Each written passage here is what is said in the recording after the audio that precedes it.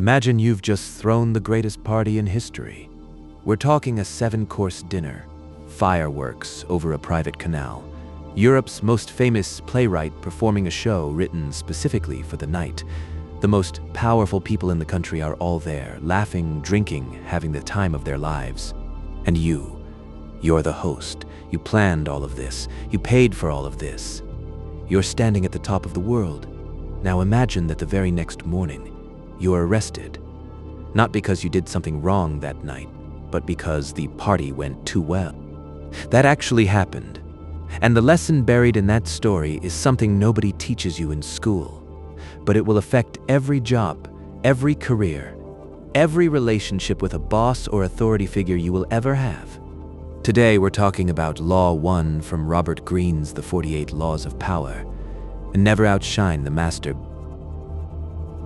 Before I tell you the full story, let me ask you something.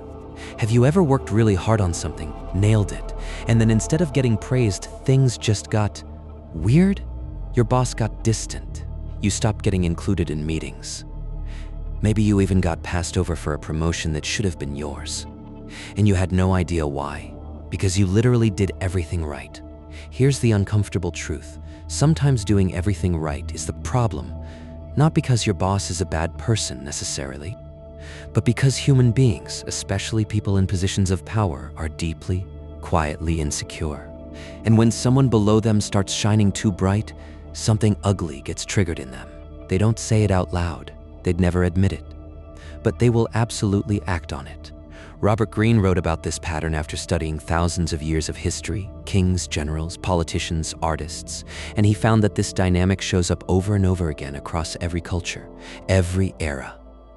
The most dangerous mistake you can make around a powerful person is making them feel small. And the craziest part?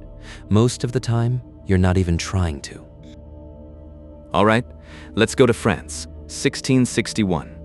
King Louis XIV, the Sun King, has just taken the throne. He's young, proud, and obsessed with being the most magnificent man in the room. Always, now, one of his most important ministers is a man named Nicolas Fouquet, finance minister. Fouquet is brilliant, genuinely brilliant. He's charming, he's well-connected, he's basically been holding the French economy together. And he has expensive taste. The man loves art, loves poetry, loves throwing parties. When the previous prime minister dies, Fouquet is expecting a promotion. He figures I've been loyal, I've been useful, I've basically been running this place. It's my time. Instead, the king doesn't give him the promotion, he actually dissolves the position entirely. Fouquet starts to sense that something is off. He's falling out of favor and he doesn't fully understand why. So he comes up with a plan to win the king back. He's going to throw a party. Not just any party, the party, a celebration to end all celebrations. He invites every important name in France to his personal chateau, Vaux-le-Vicomte. This place, by the way, is stunning. Fouquet had spent years building it. The architecture, the gardens, the fountains, all designed by the best talent in the country. The night arrives. The guests pour in. There's a 7-course dinner with foods never before tasted in France, ingredients brought in from the Far East, custom music composed for the occasion. After dinner, Fouquet personally walks the king through the geometric gardens and candlelit fountains, then fireworks over the canal. And to finish the night, a brand new play by Molière performed live. The whole evening, every single guest keeps saying the same thing. I've never seen anything like this in my life. Fouquet is beaming. He thinks this is it. He's won the king back. He's shown his loyalty, his taste, his power.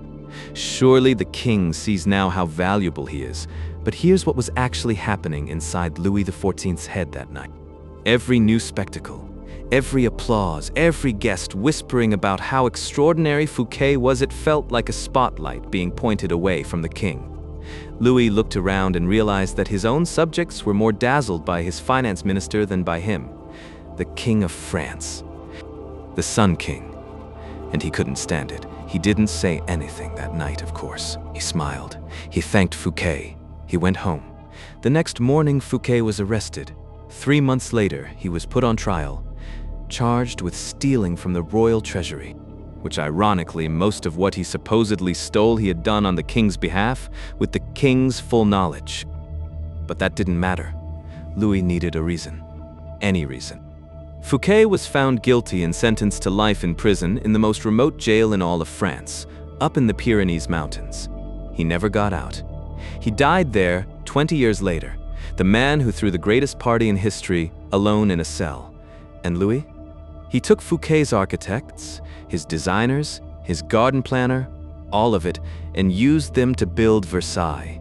He didn't destroy Fouquet out of justice. He destroyed him out of wounded pride. Now look, Louis XIV was extreme.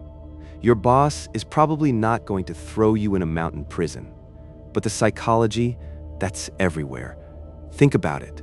When someone in power feels outshined even slightly, they don't usually blow up about it. That would make them look petty. Instead, they go quiet. They find small ways to cut you out. They stop championing you. When an opportunity comes up, your name somehow doesn't come up with it. And you're left confused because you worked hard, you performed well, you thought that's what you were supposed to do. Here's what Robert Greene is really saying with this law. It's not about hiding your talent forever. It's about understanding that your relationship with someone above you is not a competition, even if you're better than them. The moment they feel like they're losing to you, you lose. So what do you actually do? Greene gives us the answer through a completely different story about Galileo. Galileo discovers the moons of Jupiter. Big deal, right? Instead of just publishing it or splitting credit across multiple patrons, he thinks strategically. He knows the powerful Medici family uses Jupiter as their symbol. So he frames the entire discovery as a cosmic gift to the Medicius. He ties the number of moons to the number of Medici brothers. He basically tells them, the universe itself is celebrating your family. Did that diminish Galileo's genius? Not at all. He still discovered the moons of Jupiter, but he made his patron feel like the most important man on Earth in the process. Within months, Galileo had a full-time salary, lifelong support, and his financial worries were over. He didn't hide his brilliance, he just redirected it. He used his intelligence to make the powerful person above him feel powerful. That's the move. So in real life, what does this actually look like? If you have a good idea in a meeting, don't just present it like it's yours alone. Find a way to connect it back to something your boss said, something they care about. I was thinking about what you mentioned last week, and I think this builds on that. Now they feel like part of the idea. If you're better at something than your manager, don't make them feel it. Ask for their input. Let them guide the process even when you already know the answer. People don't need to be the smartest. They need to feel respected. And here's the one that gets people. Don't take all the credit publicly. I know that's hard when you did most of the work, but in the long run, a boss who feels good about your relationship will do more for your career than any single win you could claim. Fouquet thought impressing the king would earn him protection. What he didn't realize is that power doesn't work on logic. It works on ego. And the king's ego was far more fragile than his. Fouquet spent 20 years in a cell trying to figure out where he went wrong. He did everything right by his own logic. He was loyal, he was generous, he put on an incredible show for his king. But he forgot the one rule that trumps all others when you're dealing with power.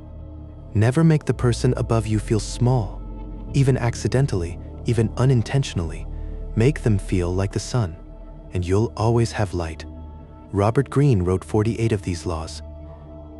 Each one is a little uncomfortable to read because they're honest in a way most people aren't. We'll be going through all of them.